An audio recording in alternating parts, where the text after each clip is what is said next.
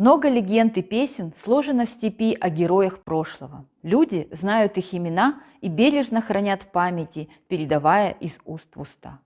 С особым почитанием относятся в народе к Аблайхану, с которым связаны истории славных побед и великих завоеваний. В этом году исполняется 310 лет со дня рождения великой личности в истории казахского народа Аблайхану.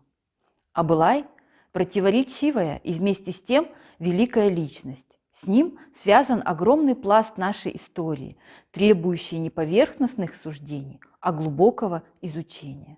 Он сумел подняться выше сословных интересов, выразить чаяния и надежды своего народа в критический период. Время правления Аблайхана считается золотым веком в истории казахской земли. Настоящее имя Аблая – Абиль-Мансур. Родился он в 1711 году в семье со знаменитой родословной, которая берет начало от самого Жоши хана. Дед его Уали тоже прославленный воитель. Отца также звали Уали, он был потомком знаменитого законоведа и общественного деятеля Есым хана. Абылай еще в отроческие годы остался без родителей. Но именно тогда закалилась его воля и проявились деловые и интеллектуальные качества, которые помогли ему в будущем утвердиться как авторитетному и государственному деятелю. Абылай рано включился в освободительную борьбу с джунгарами и с самого начала ярко проявил себя в ратном деле. В возрасте 17-19 лет он уже обладал званием батыра. Участвуя во всех набегах, сначала как рядовой воин, он совершает подвиги, проявляя необыкновенную храбрость и хитрость. Одной из крупных побед, принесших ему всеобщую известность, была Анаракайская битва под командованием Абу-Мамбета против джунгар. Именно в ней прославился Аблай. Грандиозная битва закончилась полным поражением джунгар. И сейчас о звездном часе Абиль-Мансура расскажет экскурсовод музейного комплекса резиденции Аблайхана Набиев Алиаскар Жасулан-улы. Звездным часом Абиль-Мансура становится его битва с джунгарским батыром Шарышем. Придя на поле битвы, Абиль-Мансур видит, что джунгары и казахи стоят друг против друга. Посередине них стоит Шарыш и вызывает на бой казахских воинов. Услышав это, Абиль-Мансур, подойдя к хану среднего жуза Абуль-Мамбету, попросил разрешения выйти на поединок. И получив его, он разогнал своего коня и с боевым кличем «Аблай, Аблай!» всего лишь одним махом отрубил Шарышу голову. И с криком «Враг сражен!» смотивировал казахов идти против джунгар. Джунгары же были шокированы и напуганы таким поворотом событий, так как Шарыш являлся одним из самых авторитетных воинов не только джунгарского народа, но и всей Средней Азии. Сам же хан Абуль-Мамбет приказал разбить шатер и, подозвав Абиль-Мансура к себе, спросил того: «Кто ты, батыр, и почему клич твой Аблай?» Абиль-Мансур же скрывал свое происхождение, но именно в этот момент он решил признаться, что он внук известного Аблая-кровопийцы, и выбрал кличем его победоносное имя. Растроганный хан обнял и поцеловал Абиль-Мансура и, обратившись к народу, воскликнул: «Я знал, что от Уали Султана остался один единственный наследник, и вот он перед вами». Именно с этого момента Абиль-Мансур становится Аблаем, султаном Среднего Жуза. В 1733 году Аблай избирается предводителем в многочисленном и сильном атагайском роде племени Рагын Среднего Жуза и с этого времени становится главным организатором и душой национально-освободительной борьбы казахского народа сначала против джунгар, а затем против маньчжурско-китайских завоевателей. За моей спиной находится диорама. Диорама сражения между джунгарами и казахами, которое состоялось в 1747 году в Алматинской области. На белом коне в красном шапане изображен сам Аблайхан. Он же тогда управлял войском казахов, так как особенность этого сражения была в том, что джунгар было в 2 раза больше. Но несмотря на это, казахи одержали над джунгарами верх и стиснули их в Цинскую империю.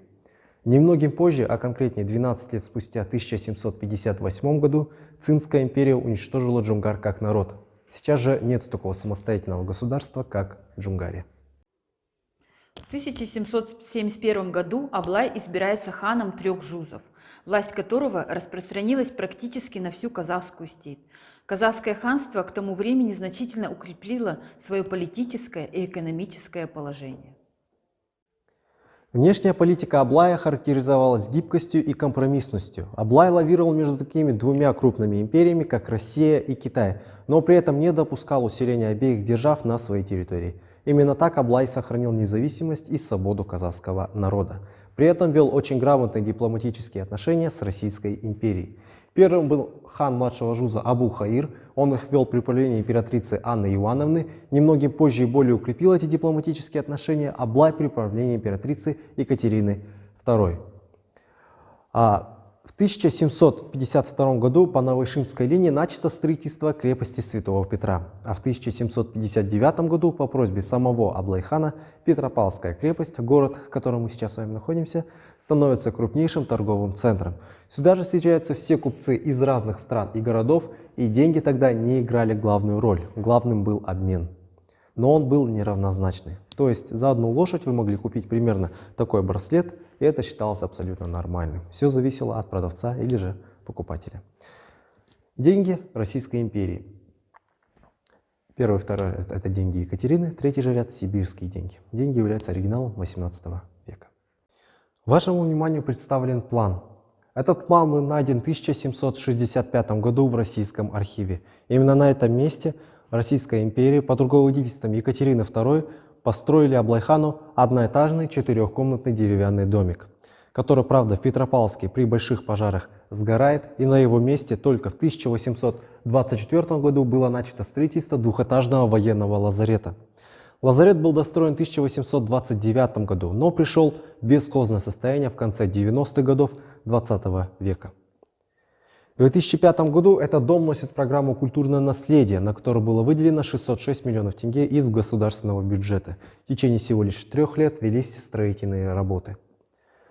В 2008 году, 21 августа, было торжественное открытие нашего музея, на котором присутствовал первый президент Республики Казахстан Нурсултан Абишевич Назарбаев. Он также оставил нам пожелания нашему музею и нашему народу.